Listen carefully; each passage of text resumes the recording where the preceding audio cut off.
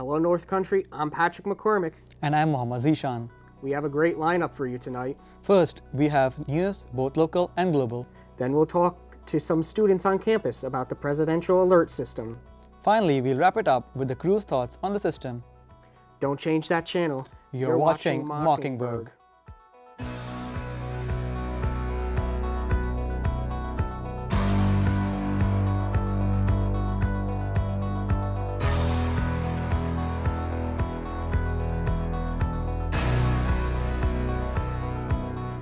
Starting on campus, a black bear cub found its way onto Ruger Street this Saturday. Plattsburgh police responded to reports of a bear cub climbing a tree on SUNY Plattsburgh campus. City police and the DEC officers eventually urged the cub back into woods. They chased the bear away when all it wanted to do was go to college. How rude. However, on Monday, the cub found its way onto Cornelia Street before climbing a tree.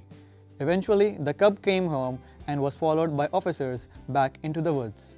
Poor little guy wanted to say sorry for his unbearable actions. The puns are unbearable right now. I promise that's the last embarrassing pun we'll say. On a serious note, the Mockingbird studio wants to take a moment to remember the lives lost in the recent limousine accident. 20 people died Saturday afternoon in the horrific wreck at the intersection of State Routes 30 and 30A in the town of Schoharie, New York. The stretched limo carried 18 people before it drove through a stop sign, striking 2 pedestrians, and driving into a ravine near a popular country store. 3 of those killed in the crash, Amanda Ravenberg, Amy Steenberg, and Adam Jackson, all graduated from SUNY Plattsburgh. As part of Mockingbird Studio, we would like to send our condolences to all who knew them. We need to take a short commercial break, but please stay tuned. You're watching PSTV, Charter 194, Campus 10.1, Plattsburgh, New York.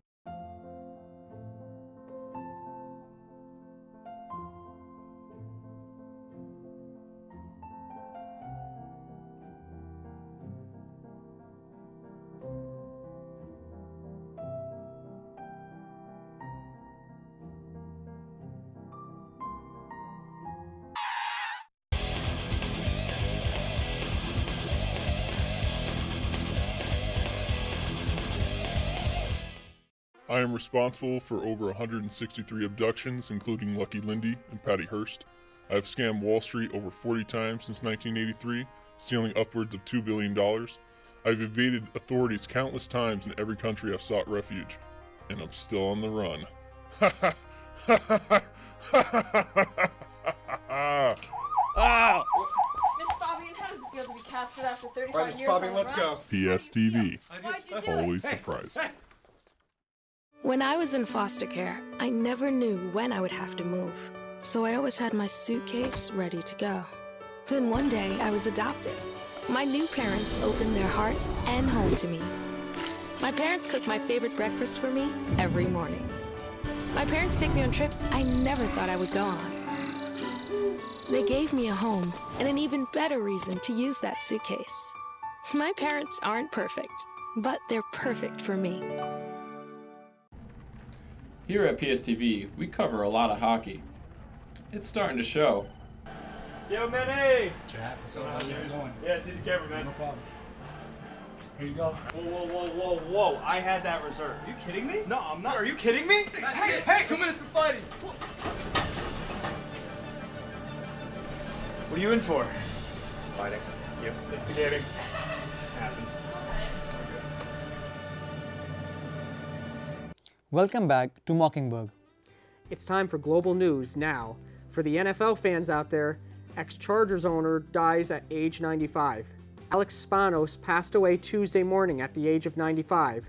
The Chargers announced the news of their former owner's passing on their official website, saying, quote, "We will continue to honor his legacy by dedicating ourselves to making a difference in the community and throughout our country."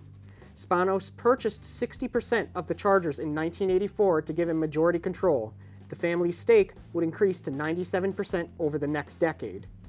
At least a dozen people were injured Sunday night after pandemonium broke out during a Lil Wayne concert in Atlanta. Yo! I think somebody shot up the Lil Wayne concert. Yo! My camera... I lost my camera. Thankfully, no one was seriously hurt during the incident. However, that was only the start of a frenzy that's still going on. Yes, ladies and gentlemen, it's now time to see what the students of SUNY Plattsburgh think about the presidential alert system.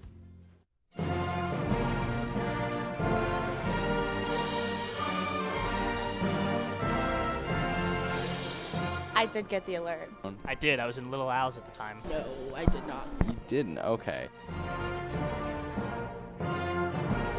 I don't know much about it besides the fact that everyone in the class that I was in got the alert at the same time. It's kind of weird. Like, I knew it was coming, but I didn't really know what exactly it was, and everyone's phone was going off, so we were all just looking.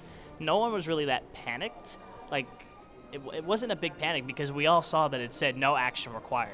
I mean, I don't see why it's randomly necessary for it to happen, but I mean, I can see the positives and the negatives to it, so I mean, I guess it's just kind of where your point of view lies. Like, tell me about what positives and negatives can you see? I mean, if there's like a national disaster or like some type of attack, I guess it's good to have. I think that depending on what it's used for, could really have an impact on its importance. If there was a big natural disaster heading towards somewhere, those people would get an alert, like they always have. But if this was a national event, something like the stock market crashing or a nuclear bomb coming our way, that's important for people to know.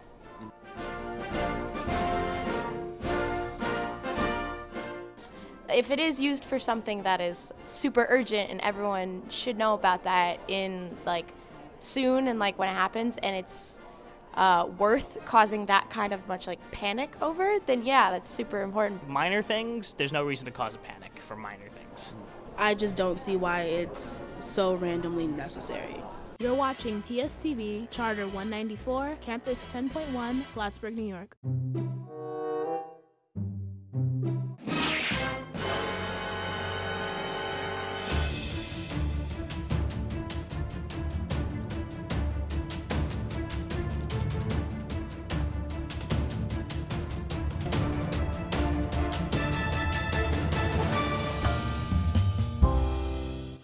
Welcome to PS News. I'm Emily Hampton, and here are tonight's top stories. New Zealand has now joined the UK and... Just keep swimming to the TV. Let's put on PSTV. They have good programs, such as Card Sports, Go Cards, and Table Talk. How feeling the news? The Vermont State Police. And talk nerdy to me.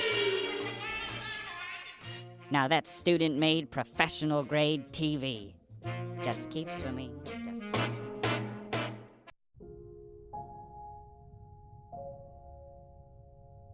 The original promo was to have Quake and Warp side by side in a competition. I'm sad because the idea was really good. Good evening and welcome to Inside the News. I'm Alex Gladsteiner. And I'm Morgan Ruger. It was like putting in a full-time job just for my editing alone. I run a show Focal Point here, and it takes up most of my time. Nothing can make you ready for the workload PSTV brings. If you want something, you have to go get it. It's not going to come to you. It's October 11th, 10:50 at night. 11:15 p.m. 11:30 p.m. 11:45 p.m. If you're happy with your work, at the end of the day, it's all worth it.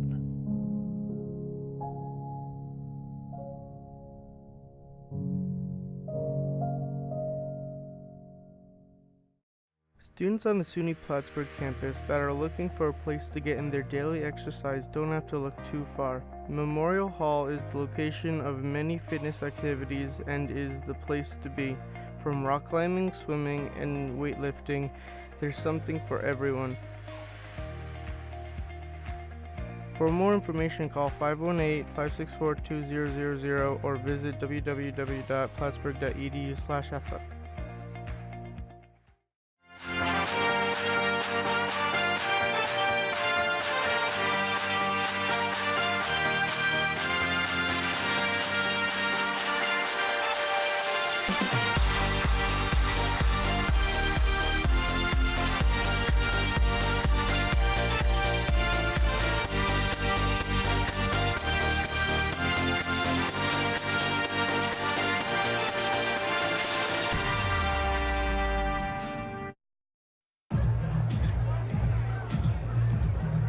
If you drive buzzed, it could cost you around $10,000. You'll face major legal fees, major fines, and steep insurance penalties.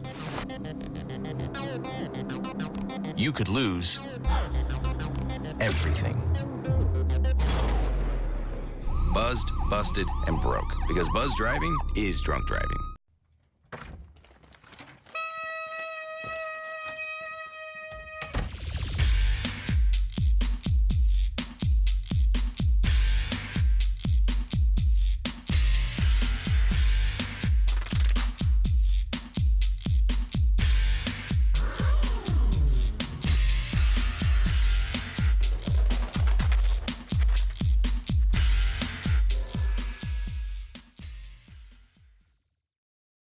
As mentioned, the Presidential Alert System has created a ton of controversy between being beneficial and just annoying. Today, the crew here at Mockingbird Studio will finally sit down and settle this epidemic once and for all. Is the Presidential Alert System actually helpful, or is there something else to it that we don't know about yet? So with that, gentlemen, what do we believe? Whether or not the whole Presidential Alert System, is it actually causing a lot of beneficial, like in aidance to us in notifying us of certain disasters, let's say, or is there maybe more to it, let's say, possibly like maybe the government getting a better way into accessing our personal privacy? I feel like this is like completely bizarre. This is like President's biggest dream, to reach out and communicate with people, even with those who don't want to really hear him. Previously, he used to tweet, and even if you have blocked his Twitter, he can still message you, and in the future, he could be like, he has the power to message you at whatever time that you want. Even if you switch off your phone, you can still hear it. Yeah. You can still read the message. So Which I think is one of the biggest things about this, is that because it can happen at any time, though, it's like, it's somewhat a benefit, but then also an inconvenience for many Americans, as now it's like, yeah, you get notified, but the only thing is, now it's like it can be any time, it can be in the middle of their workplace environment, and now it's becoming a distraction, though. Well, I think the big thing with that is to remember how often they just might use a service like this, because it's easy when a service like this is first tested to think, well, maybe they're going to use it every week, every day. But it's important to remember that services like this have been around since 1998, and since they've used them in 2006, they tested another one, I believe. We were just looking online before this, so that date might be a little off, but yeah, around the 2000s, they had tested a system like this as well. It's not unusual for them to do a test. I don't think that the test was to establish whether or not texting everyone in the country is a good method of getting the word out. I think that's already established. I don't think they're going to question that at all. I think it's really whether or not they have the bandwidth to text everybody. And I'll put it out there, I didn't get the text message, so and I was here, I was under all the circumstances, if you look it up. So the answer is no, they don't have the bandwidth. I think that's why they're testing it, mostly. Well, I mean, it definitely, like, they are definitely testing it, as you mentioned. But the biggest thing I see with it is, again, that it is kind of an inconvenience, in the sense that there's many who feel that there's certain, at least, we've only so far had, one of them go off. We haven't had really too many alerts going off so far, which probably is a good thing. But given like natural disasters, such as the recent tsunami that was over in seas, which we had talked briefly about in a different show, I believe, if I remember correctly, but also such incidents such as the Hurricane Michael that is coming up now, which was something that me and you, Nick, were actually talking about prior to the show, is do we believe that it would actually be very beneficial, let's say if we took it back to the days of 2005, let's say Hurricane Katrina time, what if we had that then? Would there actually have been a lot more lives saved because of it? Well, if you're asking me, I would say that that would be a really different answer, just because of the amount of people that had cell phones and that would check them in the way that we do.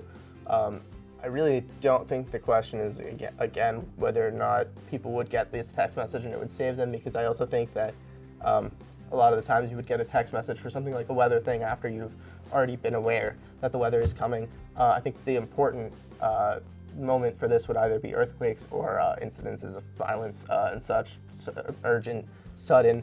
And another thing is that if you're in, well, a clarification first is that there's been 4 notifications like this. This is the first one that is the presidential one, but the agency that is in charge of these has released 4, so this is the 4th.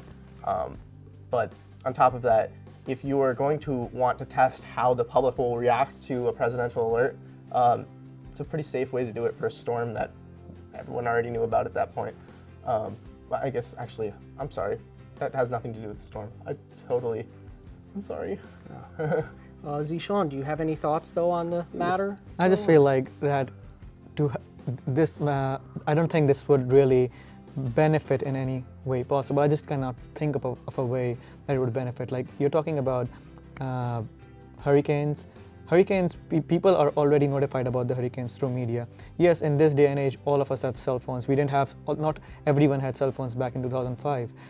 But yeah, as Nick said, if it's like a sudden disaster, anything that's like if it's an earthquake, if it's like a tsunami warning that comes out of nowhere, that's all of a sudden, then probably it might be helpful in some ways or the other. But we do have such system alerts already. So this being a presidential alert system, that is something that I do not agree with.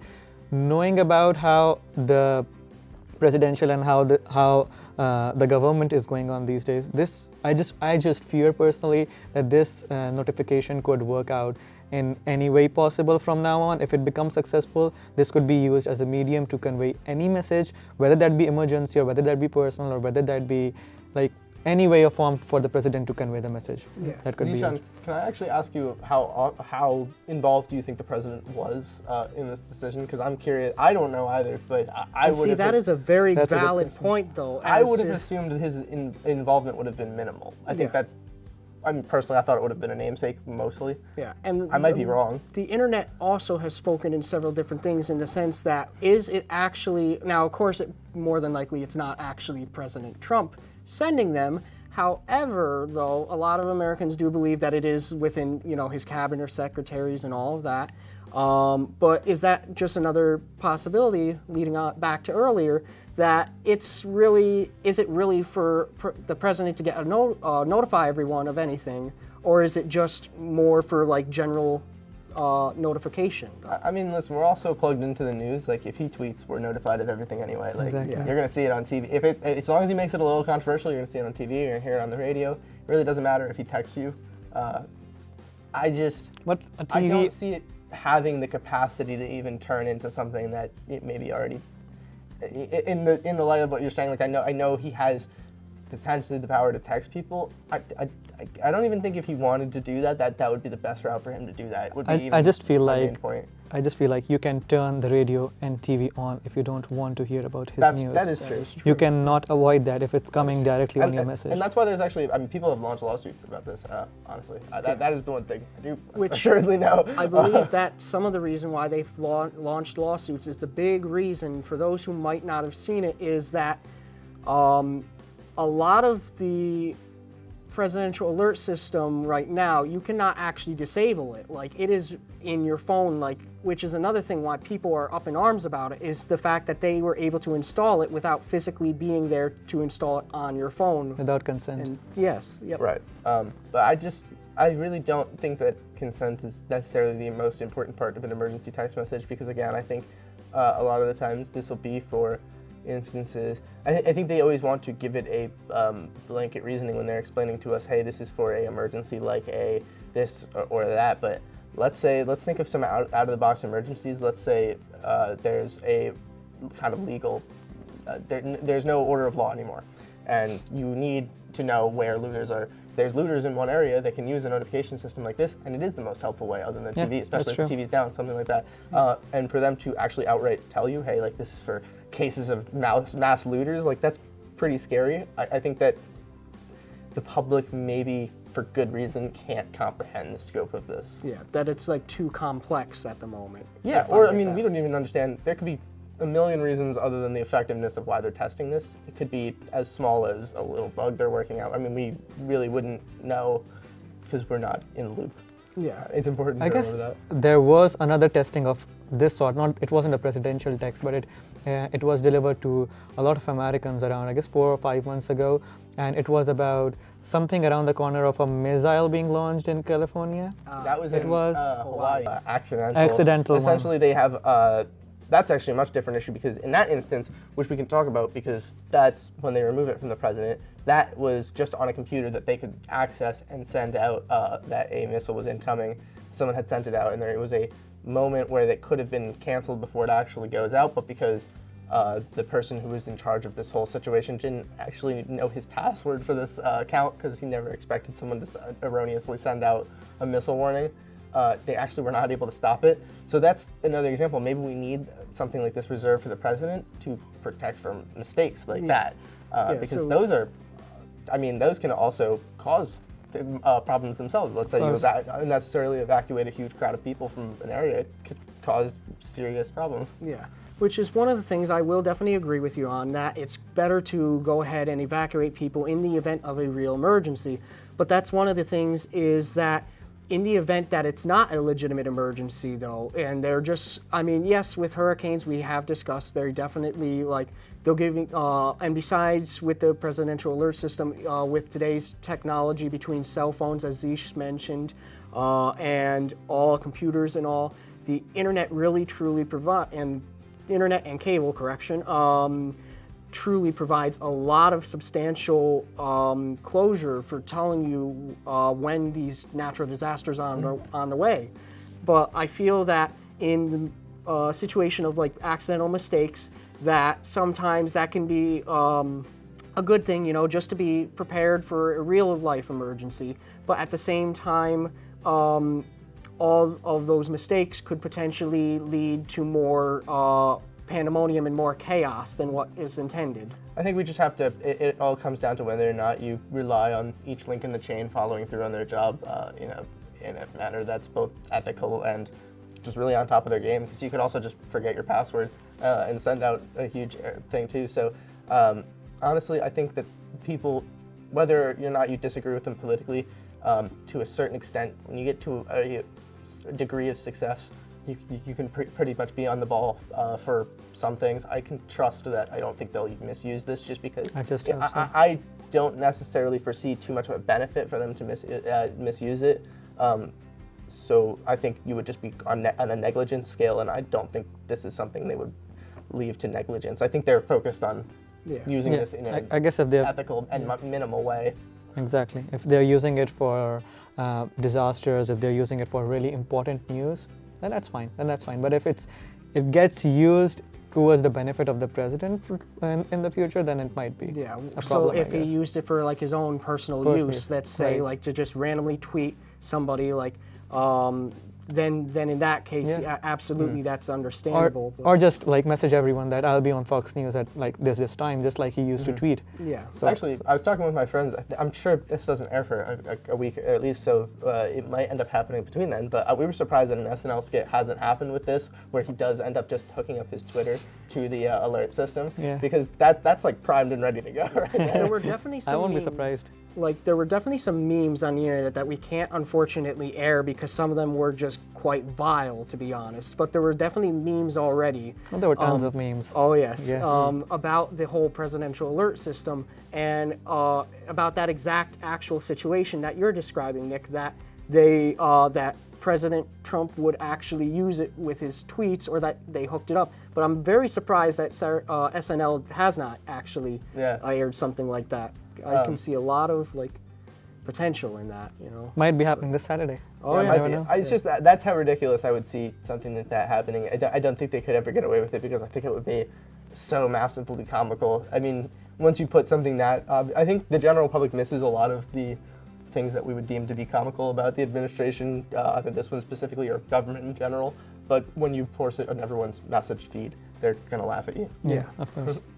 Which is, again, because of the matter being it's such a serious thing, just putting it on a skit probably would not be the greatest idea. It'd be great for views for SNL. Yeah, they've been putting recently. I mean, I'm a fan of SNL, but they've been doing a lot of coverage on things that are more touchy than this. Yeah. So Well, I feel that many, I mean, this is kind of going away from it, but like many talk shows actually lately, especially with the world we live in, a lot of them have really been like stretching on one idea and like not necessarily falsifying it, but exaggerating a little bit more than what it is. But a lot of the time, could it actually happen? Perhaps, you know.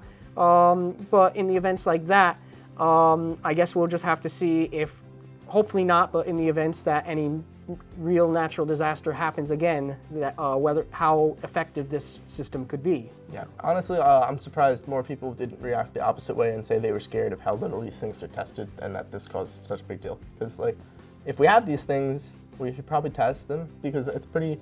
We don't really, other than things like Facebook and alike that have warehouses full of machinery to accomplish such things. Like we don't really have bandwidth, like anything that accomplishes the goal, like texting the entire country that often, especially for the government's budget. I'd hate to see them not test it. Yeah, which is, I mean, you bring up a really good point though. The since they've created it, it's we'd like to actually really see it be put to use, not just be created and be like, okay, here it is. You know, now we have access to your smartphones. Yeah, I mean, it was made. Like they spent the money on it already. So yeah. Well, I guess we'll just have to see what happens in the future. But well, unfortunately, we're out of time for this episode of Mockingbird. Big thanks to all who helped make this episode possible. Tune in next time for more jam-packed goodies to fill all your desires. Till next time, I'm Patrick McCormick. And I'm Zishan. And this is PSTV. Embarrassing pun, we'll say. On a serious note, the Mockingbird studio wants to take a moment to remember. Oh gosh, this one's a serious note. And I'm smiling on this one. See, that Jesus. That was the issue. I was like, huh. Yeah, I realized that after writing it. I was like, you know. I was like, where did this come from? And I'm smiling on that one. Yeah. Oh, jeez. Hi, did you get... Very serious. So it's like, oh, okay. Will's coming. Oh. No, he's not coming. Oh no, this is the principal's Okay. office. He's not Bye, coming. it's Zell. You can't leave Bye-bye. now. Like, no, I was like, you can't leave now. You're gonna miss the fun.